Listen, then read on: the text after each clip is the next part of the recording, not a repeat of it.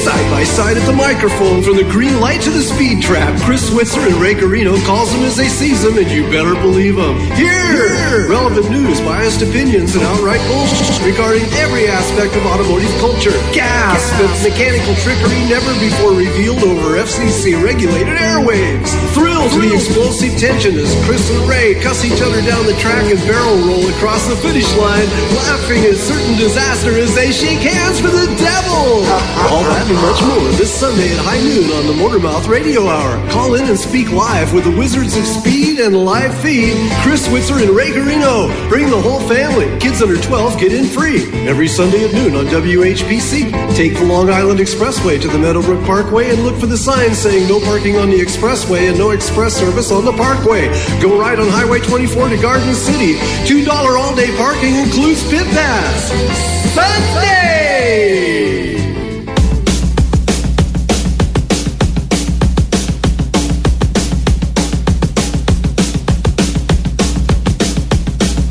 Rock on high school. Well, I don't care about history. Rock on high school. 'Cause that's not where I wanna be. Rock on high school. Well, you may not care about history. You may not care about me. But you have tuned into Long Island's only automotive talk show where we care about you. Motormouth Radio with your hosts, Ray Guarino and Chris Switzer. How you doing, Chris? Rock away, beach. Rock away, beach. Rock away, beach. I can't stop, Ray. Rock and roll. I can't. Hose me down. I can't stop. A different song. From your neighborhood, though. Yes. pretty much, yeah. I think I knew some of those guys. Yeah. And avoided them. Yeah. How are you, my brother? How was the week that was? Oh, excellent. It's catching up with things. We're doing all sorts of stuff. We had a great day. And I have to say, Motormouth Radio is officially vetted by the guys at the UD. Oh, really? How come? What did we do? What didn't we do? Spent some time yesterday down there with Kevin, Kilowatt Kevin. Oh, cool. And, spent some time with Doug and Johnny, and Billy Velvet showed up. Nice. Oh, yeah. And just kind of shot the breeze and did some stuff, caught up with, just business and life, stuff like that. Right. Had a good time. So cool. Very good. And the guys were saying that show you do really stinks, doesn't it? They were saying, they're like, hey, Ray, why you do that silly show? Yeah. That's what they were doing. No, it's cool. It's funny because I had a strange week. I got caught in the dealership vortex. Oh, boy. Yeah, it was one of those. I got one of those saying that you have to bring your car in for some sort of silly recall. So I had to bring the police special into the Ford dealership where I casually said, hey, could you just check the wheel bearing? I said, I think I'm hearing a woo, woo, woo, woo. And because the car is, I don't know whether it is because the car is four-wheel drive or not, but I tried to check the wheel bearings the old-fashioned way. You put the car get the car off the ground, at least one wheel off the ground, and you do the bump and jive with the wheel. You kind of pull it back and forth and sideways to see if you can get that bearing to move. But because it's kind of well packed in there, you really can't do that. At least I found I couldn't on the Explorer. So I said, you know what? I'll pay the diagnostic, whatever it is, just check it out. And he says, yeah, sure, no problem. Gave him the keys. Oh, mind you, I gave him a key and he looked at it. I'm like, it's not a fob. It's a key. He's looking at it like, what is this? It's like I handed him a rotary phone, What is this? So I leave, get a call, and I get the grim call. Dun dun. Oh no. Mr. Switzer, yeah, this is the dealership. Yeah, hi, how are you? What's going on? Well, we checked out your car, and we found that the right wheel bearing is very, very bad. Very bad. Very bad. I wouldn't drive this car home, sir. I would trailer it home, sir. It's very bad. Wow. You got one of those cryptic type of. Then he went on. He said, well, we found that you had 2 leaks in the timing case cover. Dun, dun, dun. Uh-oh. And then you have a leak in the valve cover gasket. Dun, dun, dun, dun. And then we found that 2 tires are less than 3/30 seconds of tread life. Dun, dun, dun, dun, dun. Wow. And then we see that your struts in the front. Dun, dun, dun, dun, dun, dun, dun. And on it went. And on it went. So, I was like, look, Haas, hold on. I said, I had to like reel him back. I said, this is not a Ferrari. This isn't a 308 GTB, sir. This is a truck. I use it thusly. Right. I said, I haul leaves, bags of leaves from my garden and twigs, bring them to the dump and come back with it. I says, I'm not taking long journeys. I'm not pulling Airstream trailers with this thing. Good thing. So, yeah, good thing. So, you have to do the quick tally in your head and you have to go, okay, what is the most crucial thing and what can you do yourself? Now, it's not that I'm thinking he's lying to me. He's not. I'm sure he's not. That's not his job. So what I said, okay, do the bearing. Just do the bearing. Because I don't want to start working on suspension stuff. Not now, if I can help it. And B, I tried to pull the rear bearings out of that thing, and it is a chore. I literally went through life-threatening prying with sledgehammers and crowbars to get those things, and I couldn't do it.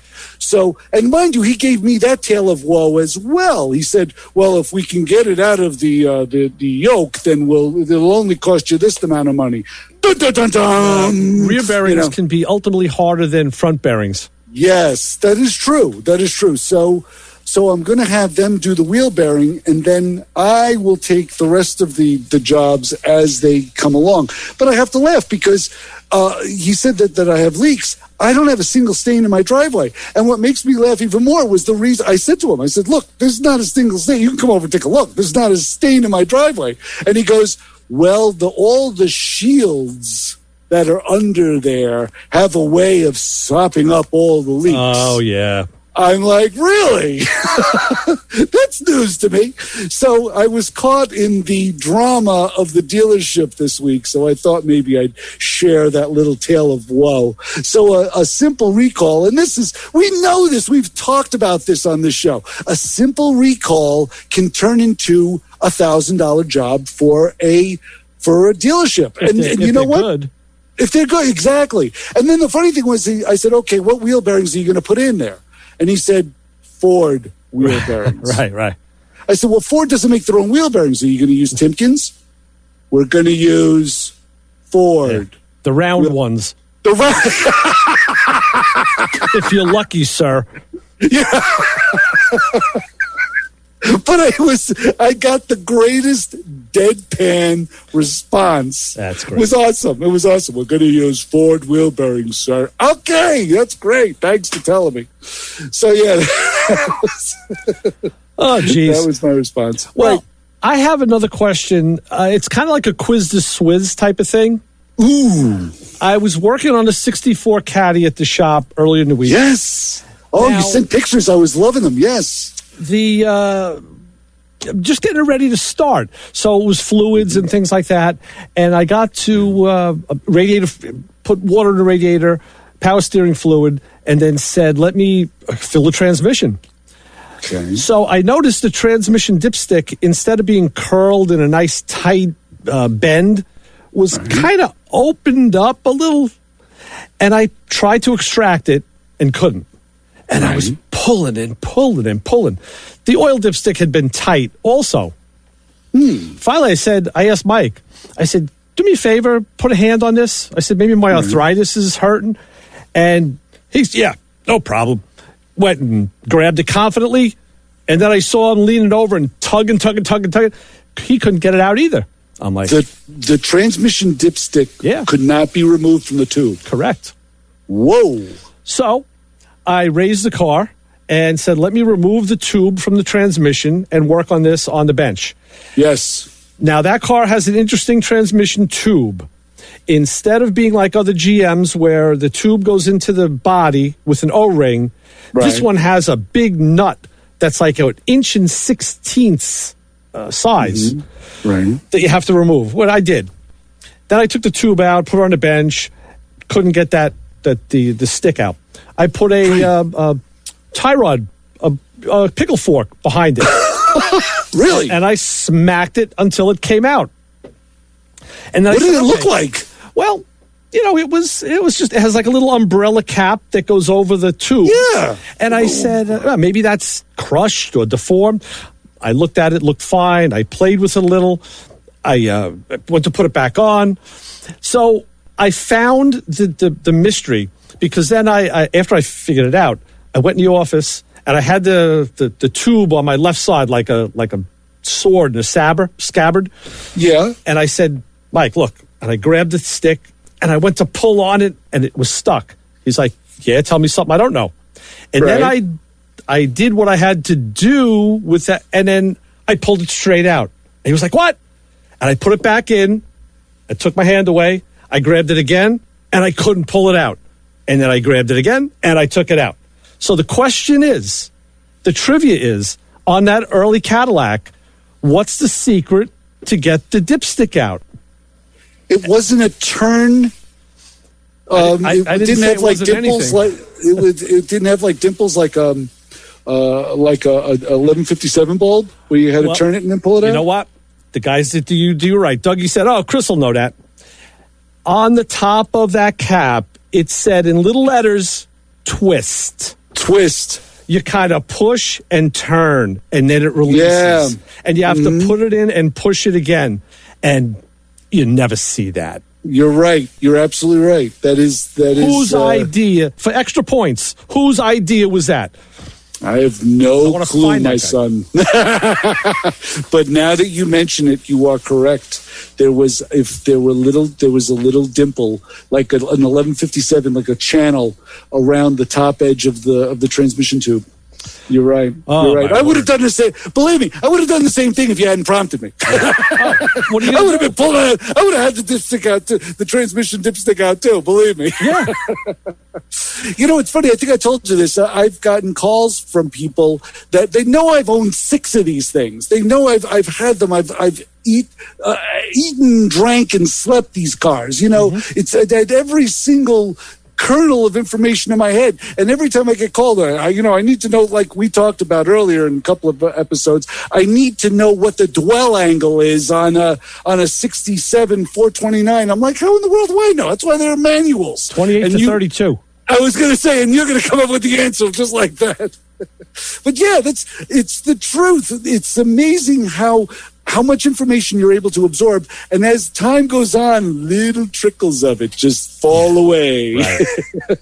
But what I had left was you had sent a picture of you were working on the top of the motor, you had the valve cover off, and I saw like the car's got cruise. I saw the cruise unit in there, and I saw like all the options that were in the car, and I was like, whoa, this car's pretty loaded. I saw the air conditioning compressor and all that good stuff. And also I wanted to tell you, speaking of a little bit of information that I do know, because this car hasn't run in a while, please check the gas pedal.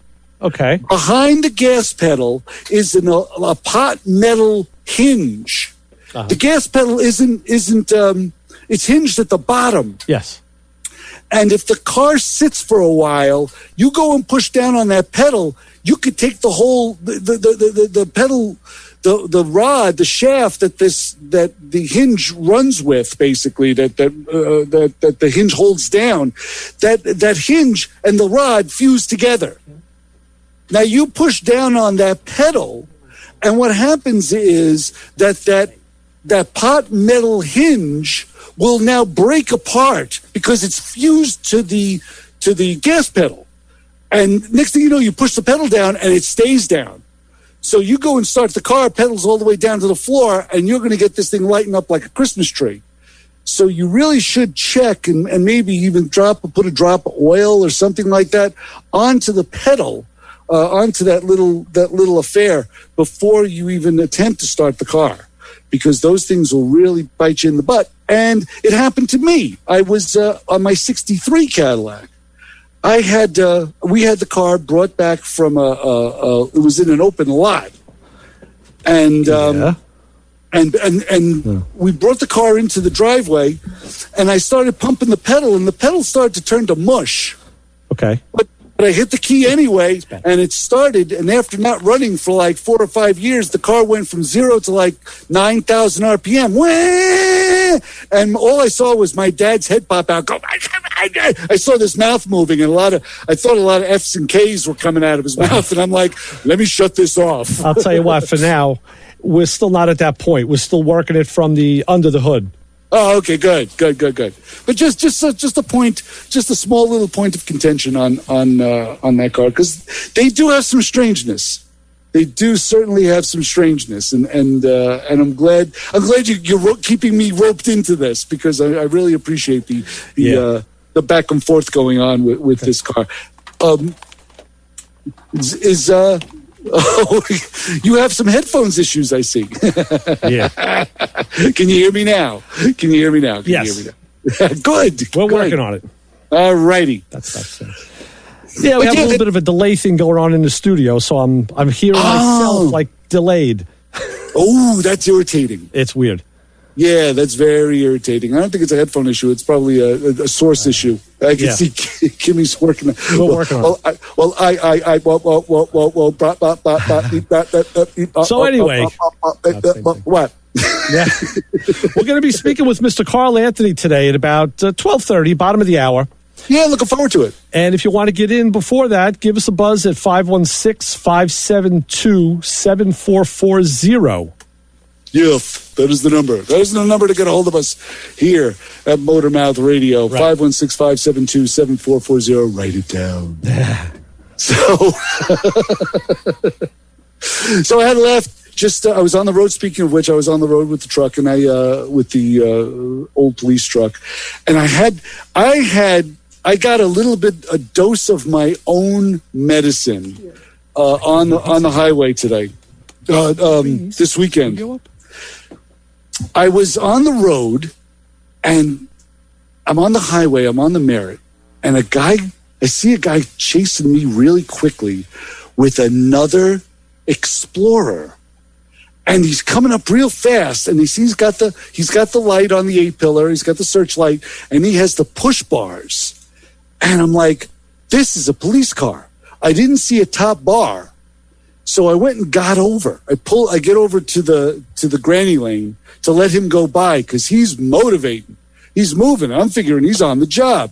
And he comes zooming up to me and stops right next to my police car, my Interceptor. And now we're both going down the Merritt Parkway together, the same. We're both going down. And he looks at me. He gives me the thumbs up. Meanwhile, I'm like pooping my pants here because I'm thinking he's a cop. And he's lining up with me. And I'm like, what did I do? I didn't do anything. And I look over, and it's this guy. He's giving me, hey, you got an old police car too. Hey. He was another one of you. Yeah, so I was like, will you get out of here, you crazy knucklehead? Yeah. Oh, now that sounds a little better. I don't hear you at all. Okay. So that was the joy of driving a police car and getting getting a dose of my own medicine, because I was getting scared. Right. Now that I'm driving a bigger vehicle, I also have the joys of driving a bigger vehicle. Sure. And I see that, people now can't see around, through, or past me, which is kind of cool. So you get the people who, the knuckleheads, will tailgate you. And I got the cruise set at, 62, 64. So, and I know there's a clear lane ahead of me. And I know how frustrating it is, because you see the guy dart around and come around, and he'll see there was no one in the lane. Yeah, so you're the problem. Yeah. And I'm like, hey, sorry, bud, cruise control was on. So that's the way that goes. But I did find out, remember last week I told you about doing my spark plug maintenance and how bad they were? Sure. You said you had two different brands of spark plugs in that thing. 2 different brands, and they were both, the gaps on the plugs, on all of them, were around 72, 73 thousandths, where they should be only about 43. Right, you can get your elbow in there. Oh, ridiculous. So I noticed right away that the vehicle just drives better, and I could see I was using a little less gas. I could just tell the gas gauge wasn't moving as fast. So yesterday I top it off again. I usually fill it about a half a tank, which is what I did. And I'm a gallon to 2 clean, 1 to 2 miles per gallon better already. Great. Just doing a spark plug change. So very cool. It is a maintenance item that people should pay attention to. Like, I'm going to do my daughter's SUV, because even though it runs fine, just like mine did, you wouldn't know there was never an issue. I don't know how many miles are on those plugs, so just going to change them. You know, just change them. Yeah. What's the mileage on the Toyota? On the little Toyota? It's about 100 and what is hers? The RAV4. It's 100 and maybe 100 and 1,420 something. So they could be original, just like mine. They could be. Oh my gosh! Yep. Yeah. Once you pass 6 digits on you may have a little bit of trouble getting the plugs out of the head, but I hope you don't. But. Well, I didn't have problems with mine. It an aluminum head. They came out okay. So I don't know. We'll see what happens with with the RAV. It's that first grab. As soon as you get the socket in there and you clinch down on the handle, and you're going to start to make that push, and you listen intently for any sort of crunching noise, any sort of stepping on cornflake type of sound. Right. You don't want to hear that. No. Sure. You don't want to hear those noises. No, there's a couple of different strategies for working on that, but and there's a lot of finger crossing, of course, when you do that too. Always. That's for sure. Always. All right. Well, we're going to go to the phones and go to the fun because we have a call. Let's go to the phones and say hi, caller. You're on with the Motor Mouths. Ray, it's Glenn. How are you guys? I called the wrong number. Yes. Yeah. We were using our alternate number in the past, but yeah, we're on the studio line today. Yeah. What's happening, Glenn? How are you, Glenn? Scraping and cleaning. How are you, Chris? I guess you bought a new Ford. You go to the dealer. You bought a new Ford. When you go there, they make you sign a waiver. You're going to lose your life if you leave with bad tires or strut, whatever. Oh, yeah. Oh, my gosh. I thought I was waiting for him to grab a hold of, a belt loop or something on my pants and go, please don't go, please. Yeah, you can't leave. You got to buy a new vehicle. You're going straight into the fire, sir. You can't go. Yeah, it was one of those. It was very dramatic. I was welling up. Yeah, my call would be the same. They'd say, no, you can't leave due to this, due to that. But that's what happens. So, yeah, I'm cleaning parts today. I'm trying to get my spring in. And I'm trying to just scrape, clean, paint, hoping, well, tomorrow will be better weather, I hope. Can't get out there today. It's today isn't a little really too much rain. So you're doing, just to clarify for people, you're doing the rear leaf springs on your 69 Camaro. Yeah. Yep. Oh, that's a job. I haven't touched those ever. Wow. So how was I take that back. Once, I think. Now, I know that you're on the ground on jack stands, so how is it under there with the shackle bolts, they got to be what, like 3/4 inch socket type head bolts, or? It was like that carriage style, like the OEM stamped with, like the square head that went into the original bracket. Okay. The other side was an 11/16, so I got in there, broke them free, and then used my ratchet wrench. Okay. So they cleared the gas tank, which was good. Yeah, that's nice. The problem is, we did some work like that on one of the Mustangs a couple of years ago at the shop to change bushings, and it ended up torch. Get the torch out and cut the bolts, burn out the bushings. Nothing was moving. Yep. But then again, that's a Ford. You're working on a Chevy. Well, I'm surprised. Everything came apart. Nice. Wow. So I got all the bushings out, the ones in the frame. I went with Hotchkiss for the new springs. There's a noticeable difference in height. Just let's say laying on the ground next to one another. Mm-hmm. Mm-hmm. But all of those bushings are, I guess they're pre-installed. In other words, in the spring eye itself. Right. Okay. Right. It saves you a big step. Yeah, sure. So I'm just hoping. All I want is better. In other words, when I'm cruising, just a little more overall, the better ride, but also for safety. Yeah, I was going to ask you, what was the malady you were looking to fix or get rid of? The car feels like it's all over the place. It wallows. Yeah. So, okay. And I sent you that one picture. All of those straps are broken that hold the actual spring together. Whether or not these are good, I don't know. Like, could they be used again? But I have a feeling that, in other words, the back of the car is all over the place. Right. And not to say the front, too, because same thing. The power steering, I think that box needs to be replaced. So I have work to do. But I'm finally just getting to it because I said, I want to do this now. Let's use the car. Mm-hmm. I'll tell you something, Glenn. One of the first jobs I did at the shop a couple of years ago was a steering box in a 69 Camaro, and a car with headers. I am not anxious to do that job again. Yeah, I had to take the left side header off. I wouldn't doubt it. And you got to. It was a pain in the neck. Yeah, and then possibly I would take everything apart. You got to pull the pitman arm and. Well, yeah, I mean, the pitman arm comes off with the. You take the pitman arm off with the box, but you do have to remove the the centerlink from it.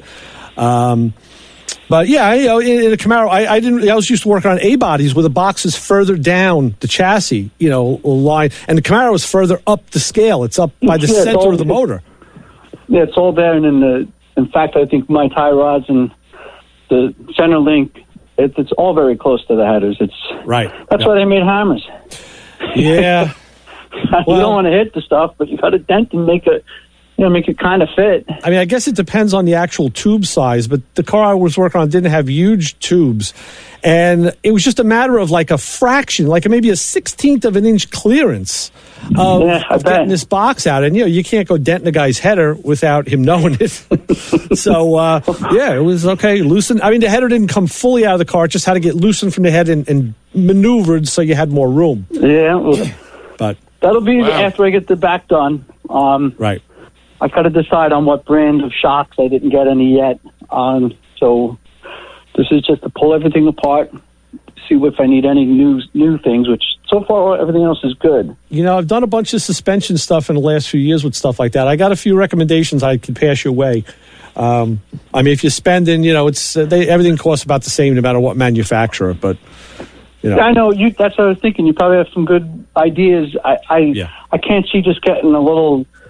whatever monotube shock. I'd rather get something a little bit better and again improve drivability, and we'll see what happens. I'm sure it's going to be much better than what it was. These old bushings are shot. Oh, sure. For what's laying on the floor here. So yeah, ultimately excellent. Well, let me get back to painting. I know you said you got a call coming in. Yeah, we're going to have a guest in a couple of minutes. All right, Glenn. Thanks for the call and the update.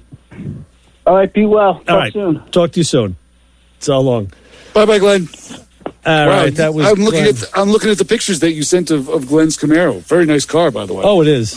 But the leaf springs are completely falling apart. No wonder why the car was all over the place. Yeah. So, do you want to take a break before we bring in Mr. Carl Anthony from Automoblog.com? Yeah, we're on schedule. So, of course, we need to know if we have an honor group of the hour.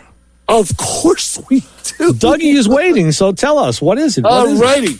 Here we go, Dougie, the Motormouth Radio Honor Group of the Hour this week. If you conduct family business in the garage, how about that? If your kid can't decide if he wants to take up medicine or cat juggling, well, discuss it in the garage. If your wife wants to redo the bathroom or make a family room out of the garage, well, go and discuss it in the garage. If you want to know what the heck to do with Grandpa, discuss it in the garage. So if your garage is for storing junk, working on cars, and making major family decisions, you are part of the Motormouth Radio Honor Group of the Hour. There you go, my friend. Oh, that's a good one. That's a good one. I'm sure it's approved by everyone everywhere. That's excellent. All right. So with that, I think we're going to get a little candy break here in the rain because I need a little sweets to get past the little technical difficulties we had here in the studio. But so we'll do that with some rock candy, and then we'll be back with more Motormouth Radio with Ray Guarino and Chris Switzer. Keep it where you got it on 90.3 WHPC.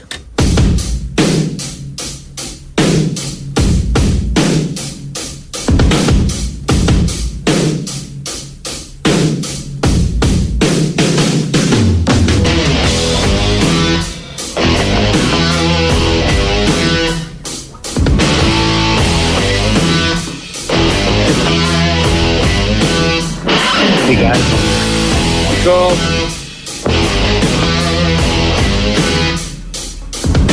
This show on 90.3 WHPC is brought to you by CarStar Celebrity Chase Collision with 2 locations in Limbrook and Oceanside, who remind you that New York state law says you always have the right to choose which shop you want to have your car fixed at. CarStar Celebrity Chase Collision offers a full range of services, 24-hour towing between Montauk and Manhattan, shuttle service, and they can help you with a rental car arrangement if needed. And yes, se habla español. More information is available by calling 516 866-593-0920 or visiting online at celebritychasecollision.com. This show is brought to you by On the Road Again Motorcycle School. Hi, I'm Steve Bertolini, the president of On the Road Again Motorcycle School, and I'd like to tell you that life is short, so live a little by learning how to ride a motorcycle. Classes are available from beginner riders to advanced, including private lessons. Lessons are offered on the campuses of Nassau Community College and Suffolk Community College, also offering the license waiver class, where you can skip the DMV. More information about On the Road Again Motorcycle School can be found by calling 631-862-RIDE. That's 631-862-RIDE. Or online at LRN2ride.com. This is Motormouth Radio, your 1-hour automotive talk show. And now, here are your Motormouths, Chris Switzer and Ray Guarino.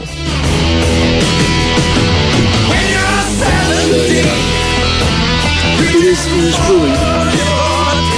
You know as well as All anybody. right, we're back. Motormouth Radio with your hosts, Ray Guarino, Chris Switzer, and I think we have a guest in our queue. We do.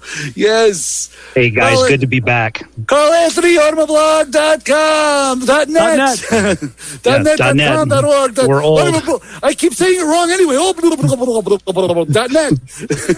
I just tell everybody to type it into Google and we'll come up, because that's what all the young people do today. Just type it into Google and I'm sure we'll show up.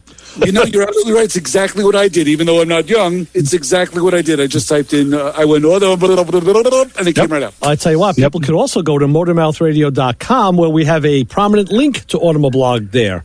Mm-hmm. Yes. It's very prominent. I always enjoy our Twitter conversations back and forth, and I always say that our Motormouth Radio crew is in two studios. There's the studio on Sunday, and then there's the studio that is the shop during the week. So I always love our Twitter conversations. Which studio are the Motormouth guys in this week? Well, Sunday is in the station, but during the week, they're in the shop, and it's always an adventure. Yeah, if you saw the shop I was in yesterday, I was at the UD, which you've heard us talk about, the undisclosed location in Queens. Ooh, okay. And, that's a place like no other. That's a place that every car guy should have a chance to visit at least once. Sure, and sure. It is cool. It's just a bunch of guys who rent spaces in a garage. It's a facility. It's a building. It's not like a garage, like a house garage. It's a real building garage, right, with a boatload of cars in there. So, guys do work, and there's a lot of stuff that goes on. Lots of storytelling, beer drinking, and all sorts of cool stuff. Ray, I've been meaning to ask you, because I've been following the story with the FJ, and now that we're here on the air, what's the latest with the FJ? And I've been loving the pictures of you parking on the snow piles, but what's the latest with the FJ? Well, like I said, the latest has been, I cleaned it up, driving. It was the spark plug change, and I don't know if you heard me talk about it with Chris last week. I said that I did a change, and I found it. Well, plugs were all gapped at like 73 thousandths.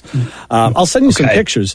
Very bad. Yeah, please. There were 3 Densos in there, 3 NGKs. I think the Densos were original with 130,000 miles on them. Sure. But the truck ran like a charm. Started fine, didn't hesitate, idled well, performed. But I did feel like the thing that got me going was my daughter's RAV4, which is a 4-cylinder, just felt, which I drove the day before, just felt like it kind of got up and scooted and moved a little, nimbly, let's say. And the FJ felt like I was like punching a hole through the air. It was like, move, air. Yeah. Well, I'll tell you something. I changed the plugs in the FJ, and I went for a drive, and as soon as I hit the gas, the thing jumped. I was like, you gotta be kidding. Now it's driving nimbly. It's slipping. And I picked up like about 2 miles per gallon. So that's fantastic. Yeah. Little that makes all the difference in the world. And that's why I just read a thing on Motor Magazine's feed yesterday it was a little quiz. It was an ASE quiz, which I find I have good luck with those things. I should get the patch. I really should. Yeah. And it was like with spark plugs. Can bad spark plugs cause like bad idling, poor performance, and bad gas mileage, or all the above? I'm like, yeah, all the above, of course. I just proved it. And sure as shooting, that was the answer. Yep. It's that age. That age-old advice sometimes is still the best advice. when I was growing up, it was always, well, you change your oil and you rotate your tires. And then beyond that, you do the tune-up at 100,000 miles and you make sure to stay on top of your spark plugs and you make sure to stay on top of your filters and your fluids, and your vehicle would, quote unquote, run forever. And we get asked quite a bit, well, you know, vehicles are more technologically advanced. They have more computers in them. And I always say, but under the hood, there's still mechanical components that require good lubrication. You still have mechanical components. So it just as your dad or your grandpa would tell you, change your oil, rotate your tires, stay on top of your fluids. And you're right. Like, yeah, something like spark plugs, you don't think about it, but that makes a huge difference. Yeah. And that's, you know, the thing that got me is when manufacturers in the 90s came out with the 100,000 mile spark plug. Yeah. I remember on my Impala, I saw that. I'm like, who are they kidding? 100,000 mile coolant and spark plugs? Get out of here. You know, I'm coming from the 25 to 3,000 mile oil change and the twice a year spark plug change mentality. And although I was not up to speed with the new electronics, let's say at the time, I certainly have, you know, moved forward. But I do see that even in my Mazda that had iridium plugs in it, it was 100,000 miles. I changed them at 54,000 just because I was going to take a road trip with my wife. And I said, you know, it's cheap insurance. Let me just do it. And and they look brand new. But hey, and that's the thing. When you make a change and you don't miss a beat, everything is the same as it was before. It's hard to sell that to a customer. You know? Indeed. It is, indeed. And I know, like, even with the fluid stuff, they say, well, you know, you can go 100,000 miles and stuff. And when I was a service advisor, we had gotten a good habit of about every 50,000 miles for if your vehicle's at 50,000 miles or 5 years and you hadn't done it yet, it was a good idea to at least do your coolant, your transmission fluid, and then on the next oil change, we'll catch your brake fluid and your power steering fluid. And we would explain the same kind of thing, Ray. It's just, hey, at the time I was living in South Dakota, so I would say, well, winters are really harsh here. And we don't have a normal driving environment. We have hot summers, we have cold winters. That affects performance. That is hard on vehicles. And so it's cheap insurance. I mean, it was whatever, a few $100s to flush all this stuff. But I can remember we would have some of those Saturns, like it's like a Saturn View we had one time come in, and the Saturn Ion, and you know, 70, 80,000 miles, and these, unfortunately, the customers had never touched the fluid, and you would drain that transmission fluid out of there, and it was completely black. It was as black as that Motor Mouth radio jacket you have on there, Chris. But it was like just tar, as dirty, just as dirty. But it was.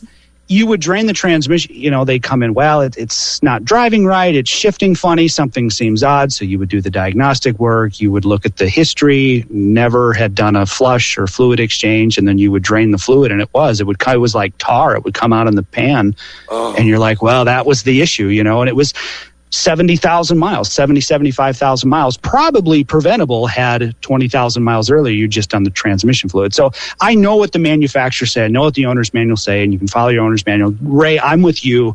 I'm still like, you know what? I'd rather do it just a little early, just to be safe. I have to say, and Joe had always said, new. What does new mean? Never ever worked. Never ever worked. With us, it's like, well, I guess you could say that's neck. It's like never ever changed.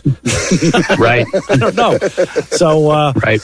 In fact, you know what? I'm gonna let the man do it himself. Let's hear from Joe himself. Here we go. Guys, we all know what new spells. Never ever worked. That's right. There you go. That's right, Joe. You taught us a great lesson with that. Yeah. And I love it. Conversely, I did the transmission fluid in my daughter's RAV and in the FJ, and they were both. When you check fluid and it's that dark, that grayish color, and it should be. Okay, so we're getting this. I think they were original as well. But what I did was later on, I did a little pathology. I took apart the filters. I actually took them home and separated them and looked at the inside screen media to see how bad they were. And I'll tell you something, they were not bad at all. They were really. The FJ had a little more particulate around the one corner. I had posted that on social media and said, now I know why people on the boards were saying, you know what, just do like maybe a drain every other time and a filter, like a filter every other time you do a drain. Like 130,000 miles, and this filter was, to me, it looked usable. It wasn't bad. So that was curious. And maybe because Toyota puts magnets in the pan. Like they put like 4 or 5 magnets in the pan to collect any old clutch material and whatnot. So, sure. Yeah. And it is amazing when you pull that round magnet out of there. It looks like a glazed donut. Yeah. It literally looks like a gray coconut donut, I should say. It's covered in that particulate, that metal, and it's so satisfying to actually get all that stuff off. Wipe it all off, and go back to the original magnet again and drop it back in the pan before you send it up into the transmission again. So yeah, it's true. You know, magnets and spending money with magnets in your pocket. Carl, I want to just get your impression on this. Yeah. Yesterday at the Barrett-Jackson auction in Scottsdale, I happened to see VIN number 1 of the new Bronco go over the block at $1,075,000. Yeah. And then I didn't see it, but I saw it on social media. VIN number 1 of the 22 Hummer EV sold for $2.5 million. Yeah. What the hell is going on? Yeah. I think that some of that is, I know they were doing that Scottsdale auction for charity, and they did a Mustang. They did don't quote me on this, but it was a Mach 1 or something. It was a limited edition Mustang. They did the Ram TRX, the 1500 TRX, VIN 1 of that. Okay. And I think, guys, this resurgence of the Bronco, this resurgence of the Hummer, I think there's a lot of nostalgia in here for that buying demographic. We haven't had the Bronco in a long time. We haven't had the Hummer in 10, 11 years now. Yeah. And now these vehicles are being reimagined for a new generation. So there are people that are experiencing the first time, kind of like how, like a young person might experience the Beatles or Led Zeppelin for the very first time, and then they become a fan. So you have a certain demographic now that they're experiencing these vehicles for the very first time. You have an older demographic that's like, wow, it's nice to have them back. And in the case of General Motors, the Hummer is really a great way to say, look, we have a lot of power, we have a lot of performance, we have a lot of capability, and it's also electrified. So the Hummer is really a good way, in my view, from my vantage point, if you're an automaker and you're really trying to sell electrification, and that electrification is the future and electrification is worth it, the Hummer is a really good vehicle to do that. Yeah. And it's still a name that still has a lot of legs left in the name. Absolutely. So they have a lot of money invested in that name, good and bad. Yep. Absolutely. Yeah, it was a good name to use. True. Mm-hmm. So, Carl, we got to cram a lot in here. With on Automoblog recently on your feed, there's been some great stories. The story about the best tires to buy, which I actually was patting myself on the back, so I picked one of the good ones without prompting. The best radar detectors, and now you had another one just the other day. What was it? Help me out here. There was just one that dropped about 2 days ago.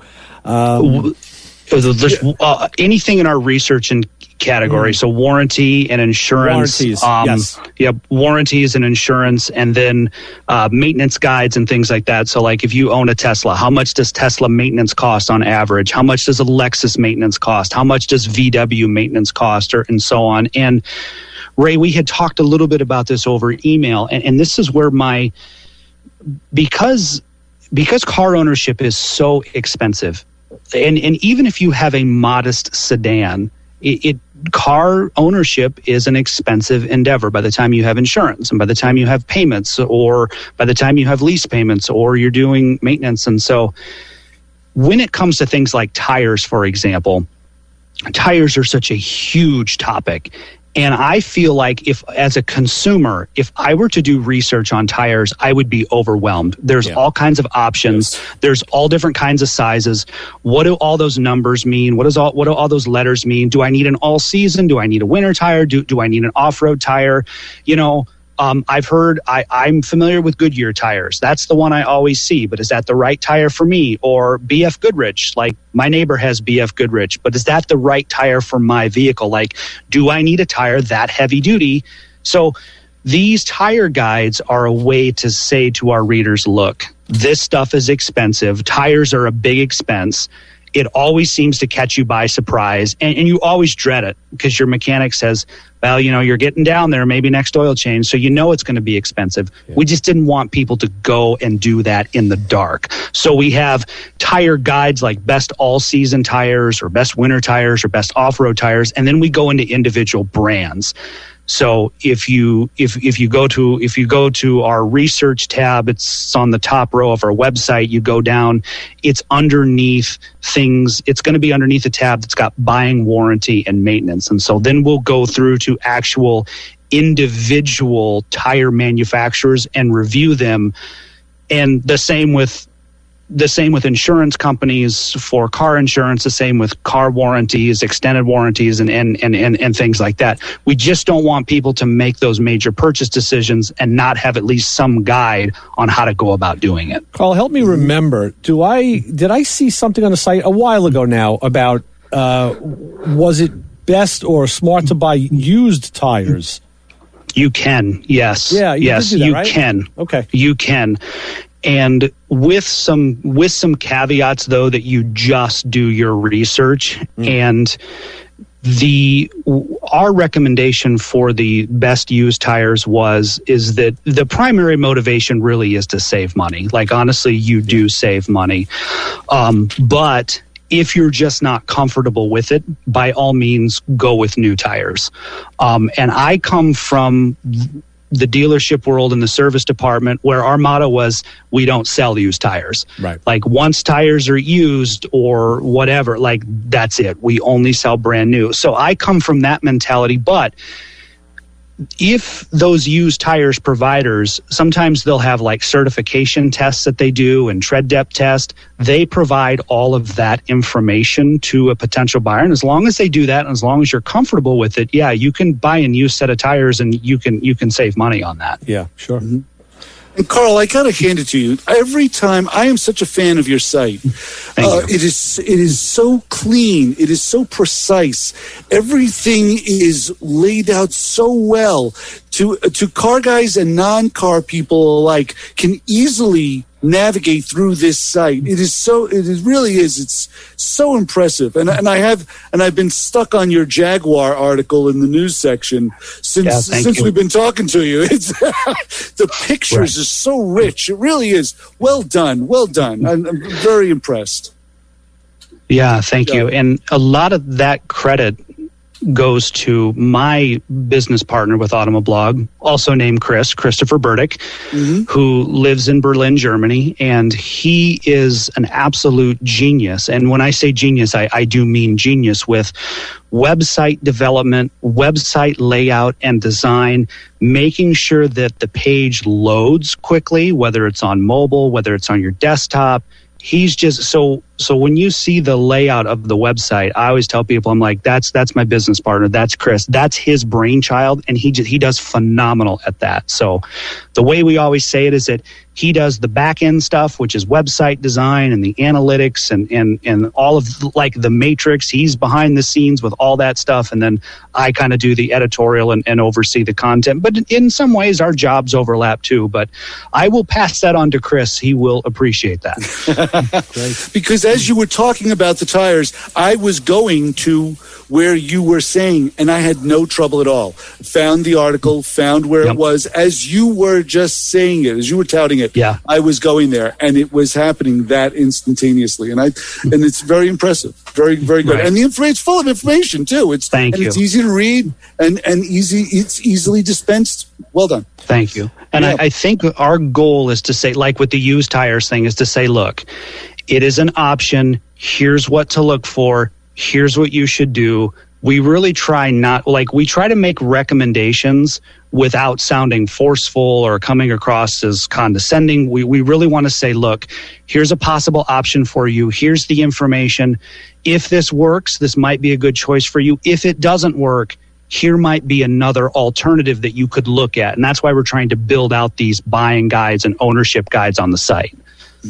Yeah, good idea. Very good. Yeah, it really is. And it's smart because, like you say, it does cost a lot of money for a set of tires. And a set of tires, can really make or break a vehicle. The wrong tires. Well, that's why, Right. like, with the SUVs, my daughter's driving this RAV4, and I knew it's a four-wheel drive vehicle. She's coming up on tires again. And I knew it's going to be the better part. It's going to be between $400 and $500 for a decent street tire. And, and I know she was kind of strapped. So my wife and I decided, hey, we'll extend ourselves. That'll be your Christmas present, Mm-hmm. And, of course, we went to good old Joe at Tire Town, and he took care of us. But, and that's the thing. I know I spent over $500 on the tires that I bought for myself, and those Goodyear ATXs. But you want to get a good tire, and that's not the time to scrimp. That's the time to say, hey, let me save a few more bucks and get the right stuff. Right.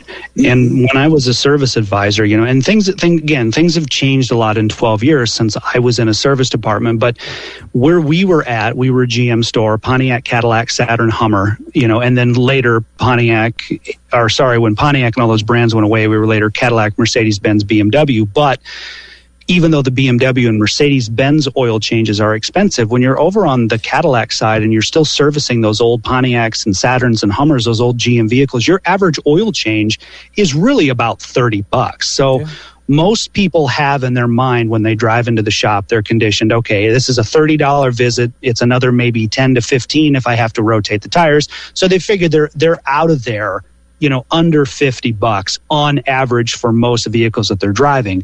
And then you say, well, you need tires. And if you're in case of a Hummer, like back then it was like $800 for a set of tires. Or if you had an Escalade, like back then, it was like $800, $900 for a set of tires. It was $400 or $500 for a set of, tires for your average Pontiac Bonneville or Grand Prix, right? So you go from, I'm going to be $30, $40 this visit to $500, $600, $700. Yeah. And that's a lot of money no matter how you slice it. Even if you sneak over to the BMW Mercedes, customer service area and drink the good coffee, Yep, right. How much of it can you drink to offset that kind of a bill? You just can't do it. You just can't do it. So we don't want anybody trying to go through and navigate this in the dark. And so the buying guides are there just as a resource for sure. Right. Mm-hmm. Yeah, and it makes a lot of sense when as a consumer, what tire you want or what tire is good for you because you've done the research on automoblog.net. Now, so you can walk into your dealership and walk up to your service guy and say, order me these tires. And your conversation then gets, I guess, there's now brevity within the conversation. Right. If I need this, order that, boom, done. You're out the door, and no one's wasting each other's time. Unless, Chris, you do what I did when I needed tires for my Mazda years ago, and I did my research. And, I was using Falcon tires for a while. I had 4 Falcon tires on my car. I know. Yeah. You scare me every time you say that. I love those Falcon tires. I really do. I know you do, and I will never say that just because I will not. I'm not. Because I'll get cold. But I had switched over to, I think, Goodrich or another brand. I forget what it was. And I had called our good friend Joe at Tire Town and said, hey, what kind of price can you give me on, on these Goodrich tires or whatever? And he goes, what car are they for? I said, well, for my Mazda 3, and he looked them up. Right. He goes, so you're talking about brevity. So Joe, in his imminent way, says to me, who told you to buy those tires? And I was like, and I'm thinking like, oh no, what did I just do? Now I'm going to make a real ass. Yep. I said, well, John, I did the research, and this is what I came up with going by the UTOG ratings. He goes, what do you know about UTOG ratings? I was like, listen, I Googled it. Yeah. And he said to me, he goes, well, good choice. Those are exactly the tires I was going to recommend for you. Fantastic. Brevity completed. Yeah. So sometimes, Carl, you have to deal with the guy. You got to take your lumps. You know what I mean? Yep. and the thing we try to get across, to people who are not enthusiasts, so non-car guys, non-car enthusiasts, is that there are certain components on your car that are out of sight, out of mind. Yes. But when they become an issue, they really become an issue. So, for example, you don't do your tires every time you're in for an oil change. No. But if they wear down and you're not thinking about it, and then all of a sudden it rains, right? Now you don't have the stopping distance that you had. Mm-hmm. Your battery is one of those same things too. Battery's an out of sight, out of mind. You put it in, lasts 4 or 5 years, you don't think about it. But it's good. Brakes are another one too. It's out of sight, out of mind. Your serpentine belt, such an out of sight, out of mind. But if it were to ever snap, like, you cannot drive. Like, you're done. Like, no matter how fancy your car is, you're done. I'll give you.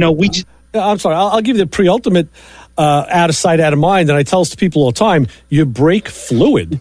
I tell people, I said, brake fluid is like blood in your body. You know it's there. You know you need it. If you see it on the ground, that's when you go, oh, my God, I have a problem. And it's too late. Yep. So it's like, it's good. Rotate your tires, change your oils. But that out of sight, brake fluid is another one. Just make sure that you don't, because that stuff will sneak up on you, and there's plenty, like AAA has done plenty of research on the tires and the braking thing and the stopping distance, even at 50 miles an hour on relatively worn tires is incredible. It's like 90 feet. It's like the length of a bus. I mean, it's really substantial. So, if you have to make a big expense, we just don't want people, like I said, don't want people going at it alone. And the other thing that piggybacks with that is check your tire pressures regularly. I've been preaching that for years, and I still do it. And people say, oh, it's easy for you to talk. Yeah, you're the motor mouse. I'm like, no, well, you know what? It's not so easy when I got to go out there, kneel down and do it on my own cars, but I do it. And then I do my wife's car, I do the other car, and then when someone comes over to the house to visit, I do their car. And That's tire pressure party. Right. When I was on the auto show team, I have a bunch from my dealership days. I have a bunch of tread depth gauges, just a bunch of them, like in little plastic bags. So every time I was on auto show, I'd travel, maybe 4 or 5 of those in my pocket, because people would ask, even though all the cars were new and shiny, people would start talking about the car that they had. They'd start asking about maintenance. Tires would come up, and I'd say, hey, here, just take this home with you. This is a cheap tire tread depth gauge, but it makes all the difference in the world, right? You just keep it with you and just go around. You can do it right in your garage. So that's an inexpensive way to just keep tabs on it. It's just getting yourself a tread depth gauge and doing it at home. Absolutely. They're not, and people have trouble reading scales and interpolating scales. Right. And I get it. I know people don't know how to read micrometers, but for them, I actually have one at the shop. I don't know where I picked it up. It's a digital tread depth gauge. So you turn it on. You run actually what I do is I run the gauge part out where it's too deep, and then I bring the body down on the tire so it runs the rod back up, and you see a nice digital display of how many 30-seconds of an inch. That's easy. I mean, anybody can do that. So, and I think you get that in Walmart for probably $5-6. Yes, but Ray, does that digital gauge have a little sound in there that if you're below 30-seconds of an inch, it goes dun dun dun? No, I don't know. I don't think this one makes a noise. Hey, Carl, one of our listeners is asking about the old the old coin trick. Was it a nickel or a penny? Yeah. What was the coin that we used to use? Was it Lincoln's head? Right? Yeah, penny test. Called the penny test.